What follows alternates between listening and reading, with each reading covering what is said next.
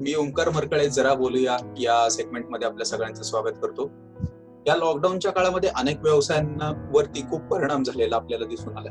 तसाच अनेक व्यवसायांमधला सगळ्यात मोठा व्यवसाय आहे बांधकाम व्यवसाय. तर या बांधकाम व्यवसायावरती आज चर्चा करण्यासाठी आपल्याला गेस्ट म्हणून लाभले आहेत. ज्यांच्याशी आपण संवाद साधणार आहोत. जतीन सुरतवाला. जतीन सुरतवाला हे सुरतवाला बिझनेस ग्रुप लिमिटेडचे मॅनेजिंग डायरेक्टर आहेत. ते आज आपल्याशी संवाद साधणार आहेत. सर नमस्कार सर्वप्रथम. नमस्कार. तर आपण आता प्रश्नांकडे जाऊयात की आता कोरोनामुळे जो काही लॉकडाऊनचा काळ आहे त्याच्यामुळे खूप बिझनेसेसवरती परिणाम झालाय. यातला मोठा बिझनेस आहे बांधकाम व्यवसाय, रिअल इस्टेट. तर या व्यवसायावरती कोरोनाचा कितपत परिणाम झालेला दिसून येतो? आपल्या सर्वांनाच माहिती आहे, कोविड-19मुळे संपूर्ण भारताचा अर्थव्यवस्थेवर परिणाम झालेला आहे. लॉकडाऊनमुळे सर्व व्यवहार ठप्प झालेले आहेत, सर्व उद्योगधंदे बंद पडलेले आहेत. त्याचप्रमाणे करोनामुळे बांधकाम क्षेत्रालाही मोठा फटका बसलेला आहे. बांधकामाचे सर्व व्यवहार बंद आहेत, सर्व साईट बंद आहेत व कामे थांबलेली आहेत व आमची जी लेबर आहेत साईटवर राहणारी ती तिथं साईटवर अडकलेली आहेत. सर लॉकडाऊनमुळे अनेक व्यवसायांना खूप फटका बसलाय आणि रिअल इस्टेट आपण असं म्हणतो की जगातला हा सगळ्यात मोठ्या व्यवसायांपैकी एक व्यवसाय. या व्यावसायिक क्षेत्रासाठी येणारा काळ हा कशा पद्धतीचा असू शकतो? हो, बरोबर आहे. लॉकडाऊनची झळ ही सर्व व्यवसायांवर झालेली आहे व पोस्ट लॉकडाऊन नवीन चॅलेंजेस समोर येतील. जर आपण बांधकाम व्यवसायाबद्दल बोललो तर बांधकाम व्यावसायिकांना येणाऱ्या काळात येणाऱ्या चॅलेंजसाठी पूर्वतयारी करावी लागेल. त्यात सर्वात मोठं चॅलेंज म्हणजे मायग्रंट लेबर जे साईटवर राहत आहे. त्या मायग्रंट लेबरचा त्यांच्या गावाकडं जाण्याकडं कल असू शकतो. लेबर प्रॉब्लेम टॅकल करण्यासाठी त्यांना आम्हाला समजावावं लागेल. जमल्यास त्यांना जास्तीचं काही सोयीसुविधा उपलब्ध करून द्यावे लागतील, इन्सेंटिव्ह द्यावे लागतील किंवा पर्यायी लेबर व्यवस्था आम्हाला करावी लागणार आहे. जी कामे कमी लेबरनी होऊ शकतील अशी कामे आम्हाला आत्ताच बघून ठेवावी लागणार आहे. जास्तीत जास्त टेक्नॉलॉजी मशिनरीचा वापर आता ह्यापुढं करावा लागणार आहे. लॉकडाऊनमुळे जे भांडवल विस्कळीत झाले आहे त्याची घडी बसवणे हे एक मोठं चॅलेंज असू शकतं. हे सर्व चॅलेंजेस पोस्ट लॉकडाऊन म्हणजे पुढील 6 ते 8 महिन्याकरिता असणार आहे. तज्ज्ञांचं कायम एक असं म्हणणं येतं की जेव्हा जेव्हा मी काही मुलाखती बघतो किंवा काही आर्टिकल्स वाचतो तर त्याच्यामध्ये लोक असं म्हणतात की प्रॉपर्टीचे रेट्स येणाऱ्या काळामध्ये कमी होणार आहेत. तर यामध्ये किती तथ्य आहे? मला नेहमी हाच प्रश्न पडतो की जेव्हा केव्हा रिसेशन येतं किंवा काही झालं तरी सर्वात पहिल्यांदा मार्केटमध्ये म्हणा, मीडियामध्ये म्हणा किंवा या तज्ज्ञांचं म्हणणं म्हणा, हे नेहमी सांगतात की प्रॉपर्टीचे रेट हे खाली येतील. पण मला तुम्ही मागं वळून बघितलं 2008मध्ये ही मंदी आली होती. 2015 नंतरचा काळ तसा बघितला तर वाईट होता. आता सांगा की ह्या रिसेशनमध्ये किती टक्के रेट खाली झाले होते? प्रॉब्लेम हा होतो की या मीडियामध्ये जेव्हा असे काही बोललं जातं किंवा काही एक्सपर्ट हे असे कमेंट्स देतात आणि ते मीडियामध्ये येतात तेव्हा प्रॉब्लेम हा येतो की मार्केटमध्ये जो माणूस घेणारा असतो आणि ज्याला इच्छा असते की मार्केट खाली आहे आत्ता घेतलं पाहिजे तर तो थांबतो आणि ह्याच्यात एक बराच काळ त्यात निघून जातो. मार्केट खाली येत नाही पण मार्केट थांबलं जातं आणि मग ऑपॉर्च्युनिटी हातनं निघून जाते. म्हणून मला असं वाटते की हे तज्ज्ञ जे आहेत विथ ड्यू रिस्पेक्ट त्यांना हे त्यांचं ओपिनियन आहे, हे त्यांचं मत आहे. म्हणजे त्यांनी सांगितल्यामुळे रेट खाली येतील असं तुम्ही गृहीत धरू नका. दुसरी गोष्ट, आता आपण असं बघितलं की मागील 3 ते 4 वर्ष हे रिअल इस्टेट बिझनेस करता कठीण काळ होता.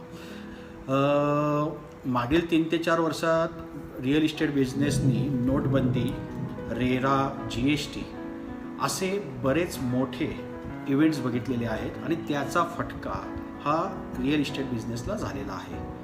बांधकाम व्यावसायिक असे म्हटलं तर मागचे 3 ते 4 वर्ष हे ऑलरेडी कठीण असा काळ होता. GST व इन्फ्लेशनमुळे बांधकाम साहित्य व लेबर कॉस्टमध्ये प्रचंड प्रमाणात वाढ झालेली आहे. त्या बांधकामासाठी लागणाऱ्या परमिशन्स ज्या आहेत, त्याच्यासाठी लागणारे चलन व बाकीचे जे काही गोष्टी असतात त्याच्यात पण एक प्रचंड प्रमाणात वाढ झालेली आहे. ह्या सर्वांचा परिणाम हा कन्स्ट्रक्शन कॉस्टवर झालेला आहे. म्हणजे आपण एकीकडं म्हणतो आहे की रेट खाली येईल आणि एकीकडं ह्या इन्फ्लेशन किंवा बाहेरच्या ज्या वस्तू आहेत, जे आपण म्हणतो आहे ह्या सगळ्या इन्फ्लेशन आणि GST ह्या सगळ्या प्रकारामुळे कन्स्ट्रक्शन कॉस्ट एका साईडला वाढत जाते. तर आता मला तुम्ही सांगा की अशा परिस्थितीत रेट खाली येणार कसे? म्हणजे त्याला काही लॉजिक आहे का? आणि ऑलरेडी आत्ता आपण बघतो आहे तर मार्केट हे काही फेवरेबल नव्हतं. मागचे 3 ते 4 वर्ष फेवरेबल नव्हतं. त्यामुळे असं मार्केट बूम झालेलं होतं किंवा रेट ऑलरेडी वाढलेले होते असं कुठलाही प्रकार आपल्याला बघितलं नाही आपण याच्यात. तर मग मार्केट खाली येण्याचा प्रकार कशामुळे होऊ शकतो?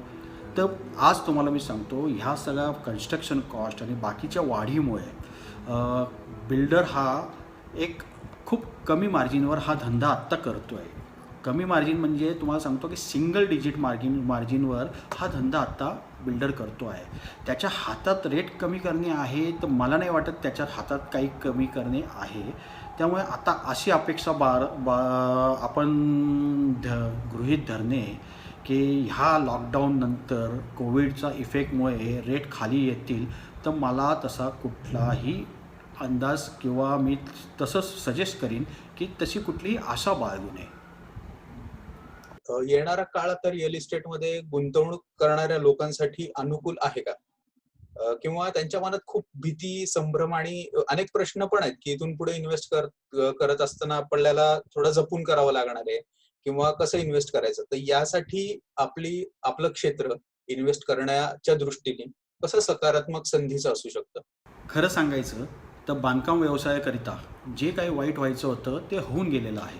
आता ह्यापेक्षा वाईट असं काही होऊ शकत नाही. गेली 2-3 वर्षे रिअल इस्टेटमध्ये जे व्यवहार होत आहेत ते बॉटम रेटला होत आहेत.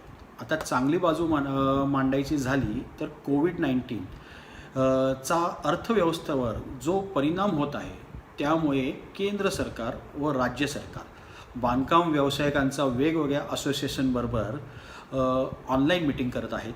आमच्या अडचणी समजून घेत आहेत. बांधकाम व्यवसायाला अडचणीतनं बाहेर काढायला व बांधकाम क्षेत्रात मागणी वाढण्याकरिता काय करावे लागेल ह्यासाठीचे उपाय करत आहेत व त्यासाठी त्यांनी एक्सपर्टची कमिटी तयार केलेली आहे. बांधकाम क्षेत्रात मागणी वाढण्यासाठी ग्राहकांसाठी काही सवलती येण्याची शक्यता नाकारता येत नाही व त्याची घोषणा ही लॉकडाऊन संपण्याच्या पिरियडच्या आसपास होण्याची शक्यता आहे. जर आपण घर, ऑफिस काही घ्यायचं असेल किंवा रिअल इस्टेटमध्ये इन्व्हेस्टमेंट करायची असेल तर येणारा पिरियड हा त्यासाठीचा उत्कृष्ट असा असणार आहे. आपणास चांगली प्रॉपर्टी योग्य रेटमध्ये मिळू शकेल, कारण गव्हर्मेंट ग्राहकांसाठी काही सवलती घेऊन येत आहेत आणि जर आपण प्रॉपर्टी घेण्याचा विचारात आहात तर त्यासाठी तयारी करायची ही योग्य अशी वेळ आहे. यानंतर एक सर्वसामान्य माणसाचं घर हे खूप मोठं स्वप्न असतं किंवा एखादी जागा असणं स्वतःची, घर किंवा कमर्शियल जागा. तर हे त्याचं स्वप्न त्याला परवडणाऱ्या दरामध्ये किंवा त्याला परवडू शकतं का येणाऱ्या काळामध्ये?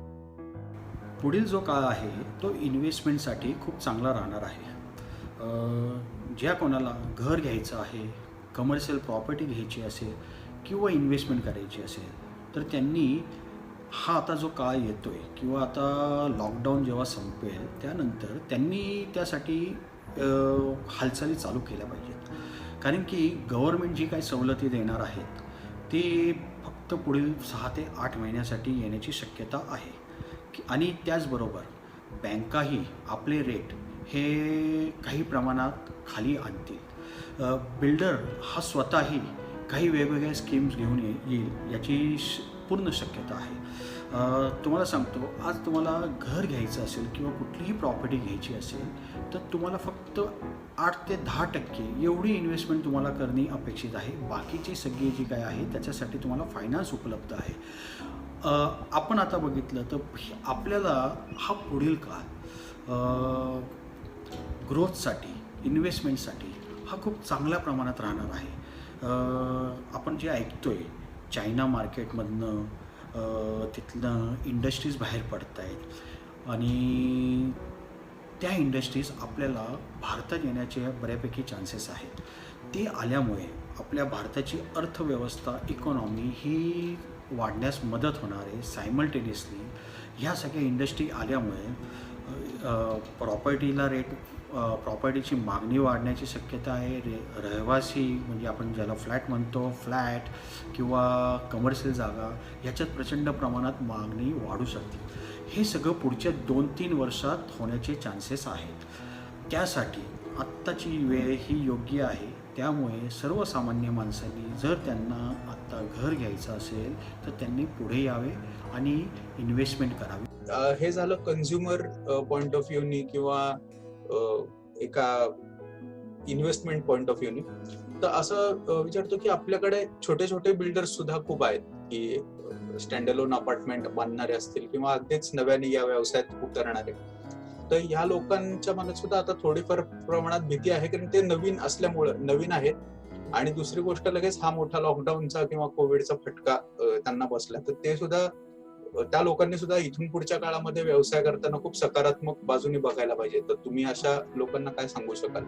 येणाऱ्या काळात शिस्तबद्ध पद्धतीने, काटेकोरपणे आर्थिक नियोजन करून ग्राहकांसाठी योग्य व ग्राहकांना जे हवे आहे असेच ग्राहकांना केंद्रबिंदू ठेवून जो हा व्यवसाय करेल तोच या व्यवसायात टिकणार आहे. आधी आपण बघत होतो की काही लोक असे पेपरात वेगवेगळ्या पद्धतीची जाहिराती दाखवून लोकांना, म्हणजे त्या आमिषाला लोक बळी पडत होते आणि फसवणूक होत होती त्यांची. रेरा जेव्हापासून आलं तेव्हापासून ह्या सगळ्या गोष्टी बंद झालेल्या आहेत. त्यामुळे आता ह्या व्यवसायात चांगले व्यावसायिकच टिकून राहणार आहेत व ग्राहकांसाठी पण विश्वासाचे एक वातावरण तयार झालेले आहे. आता हे आपल्याला पुढील काळात दिसून येणारच आहे. थँक्यू सर, खूप खूप धन्यवाद. लोकांपर्यंत खूप चांगल्या पद्धतीने तुम्ही माहिती पोहोचवली आणि बऱ्याच गोष्टी किंवा बरेच प्रश्नांची उत्तरं आपल्याला मिळाली. मी असं लोकांना आवाहन करतो की तुम्हाला सुद्धा काही प्रश्न असतील तर आमच्या कमेंट बॉक्समध्ये, इनबॉक्समध्ये ते सोडा. आम्ही त्याची उत्तरं देण्यासाठी नक्कीच प्रयत्न करू. थँक्यू.